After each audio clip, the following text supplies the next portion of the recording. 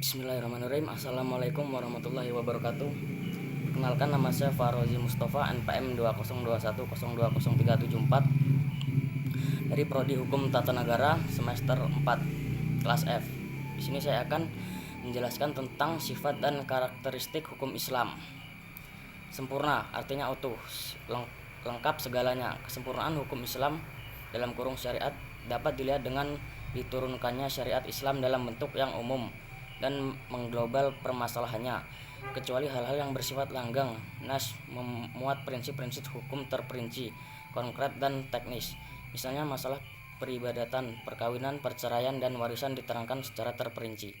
Syariat Islam dapat benar-benar menjadi petunjuk universal dengan bentuk yang umum dan global tersebut. Syariat Islam juga dapat diterima di semua tempat dan di setiap saat. Juga diharapkan hukum Islam dapat berlaku sepanjang masa. Elastis.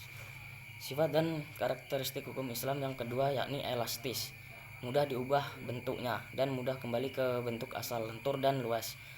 Keelastisannya mencakup di segala bidang kehidupan manusia, baik jasmani maupun rohani, baik mengenai hubungan manusia dengan Tuhannya maupun hubungan interaksi sesama manusia, juga tuntutan mengenai kehidupan manusia di dunia dan akhirat. Hukum Islam memperhatikan segala aspek kehidupan manusia, baik di bidang muamalah, ibadah, jinayah, siasah, dan bidang-bidang lainnya. Namun segala aturan yang diatur oleh hukum Islam itu tidak berarti pula menjadi hukum Islam memiliki dogma yang kaku atau beku, keras, dan memaksa. Nas membuka peluang untuk memanfaatkan akal guna berijtihad dan memilih cara-cara yang paling sesuai bagi pelaksana dan sesuai pula dengan keadaan. Universal dalam kurung alami berarti umum, berlaku untuk semua orang atau untuk seluruh dunia, bersifat melingkupi seluruh dunia. Ini berarti hukum Islam itu tidak dibatasi oleh lautan maupun batasan suatu negara. Bukti yang menunjukkan bahwa hukum Islam itu mempunyai sifat universal atau tidak harus dikembalikan kepada Al-Quran.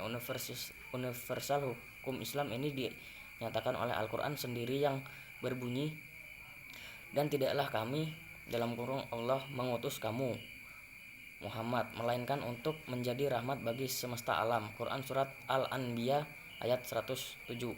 Dan kami Allah tidak mengutus kamu Muhammad melainkan kepada umat manusia seluruh sebagai pembawa berita gembira dan sebagai pemberi peringatan, tetapi kebanyakan manusia tidak mengetahuinya. Quran surat Al-Saba ayat 28. Kedua ayat Al-Quran di atas menyatakan bahwa syariat yang dibawa oleh Nabi Muhammad bukanlah dikhususkan untuk orang Arab saja, namun berlaku bagi seluruh umat manusia yang ada di seluruh dunia.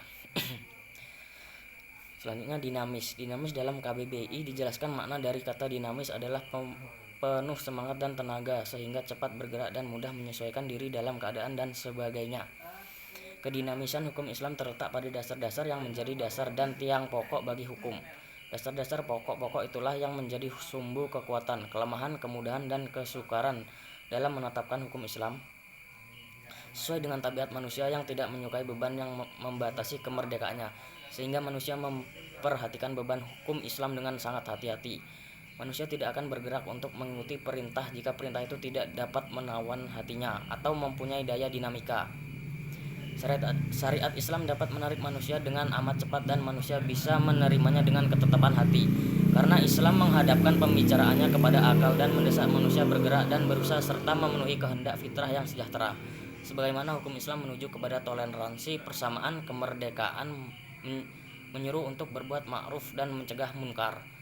Sendi-sendi dari kedinamisan hukum Islam adalah: yang pertama, meniadakan kepicikan; kedua, menyedikitkan tugas; tiga, mensyariatkan hukum dengan cara berangsur-angsur; empat, memperhatikan kemaslahatan manusia; lima, mewujudkan keadilan yang merata. Sistematis. Syariat Islam bersifat sistematis, artinya ia mencerminkan sejumlah doktrinnya bertalian dan berhubungan di antara satu dengan lainnya secara logis. Beberapa lembaga sering berhubungan satu dengan lainnya. Perintah sholat di dalam Al-Quran selalu diiringi dengan perintah menunaikan zakat. Perintah untuk memakan dan minum diiringi dengan kalimat tetapi jangan berlebih-lebihan. Hukum Islam bersifat ta'abudi dan ta'aquli.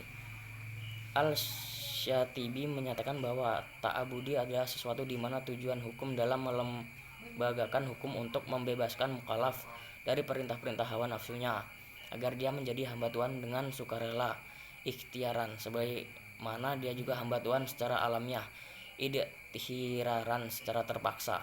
Sedangkan ta'akuli adalah sebaliknya, bersifat ta'abudi. Lebih jelasnya, ta'abudi adalah suatu bentuk ibadah yang tujuan utamanya untuk mendekati diri kepada Allah, yakni beriman kepada dan segala konsekuensinya berupa ibadah yang mengandung sifat ta'abudi murni. Artinya, maka ide dan konsep yang terkandung di dalamnya tidak dapat dinar hairu makulah al-makna atau suprarasional. Manusia harus menerima apa saja yang telah ditetapkan oleh syariat bersifat ta'akuli. Kedua yakni ta'akuli berbentuk dalam bidang muamalah.